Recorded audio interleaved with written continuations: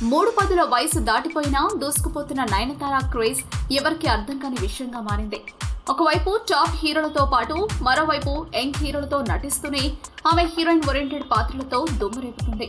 ఆమె ఈ మధ్య నటించిన డోరా, వాసుకి చిత్రాలలో ఆమె నటనకు మంచి ప్రశంసలు వస్తున్నాయి. ఇక లేటెస్ట్ గా ఆమె తీసుకున్న రెమ్యునరేషన్ ప్రస్తుతం దక్షిణాది సినిమా రంగంలో హాట్ న్యూస్ గా మారింది. కోలీవుడ్ మీడియా రాస్తున్న వార్తల ప్రకారం ఆమె ఈ మధ్య ఒక వ్యాపార ప్రకటన కోసం భారీ మొత్తాన్ని తీసుకోవడం హాట్ న్యూస్ గా మారింది. నయనతార ఒక DTH సర్వీస్ వ్యాపార ప్రకటనలో నటించింది. ఆ వ్యాపార ప్రకటన నిడివి సుమారు 50 సెకండ్లు మాత్రమే.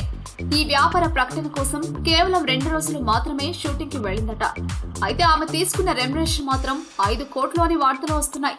దీంతో ఇంత మొత్తంలో రెమ్యునరేషన్ తీసుకోవడం ఫిల్మ్ వర్గాలను ఆశ్చర్యానికి గురి చేస్తుంది.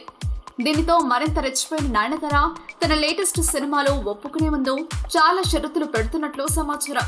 ఇప్పుడు ఈ వేడి చిరంజీవి, బాలకృష్ణలకు కూడా తగిలినట్లు వార్తలు వస్తున్నాయి.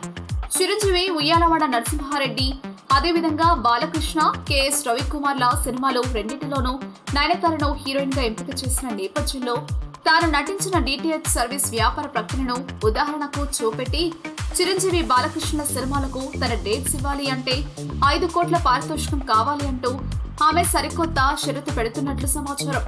దీంతో చిరంజీవి, బాలకృష్ణలకు ఒకేసారి నయన్ టార్చర్ మొదలైంది అంటూ సెటలు పడుతున్నాయి.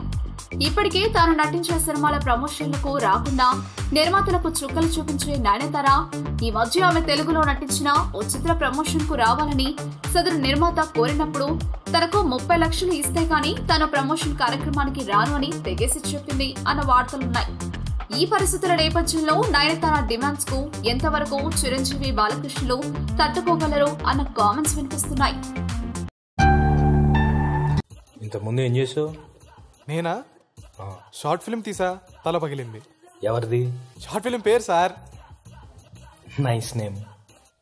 ఎప్పుడైతే నీకు బ్రేకప్ అయిందని తెలిసిందో ఐ ఫెల్ట్ బ్యాడ్ నిజంగా.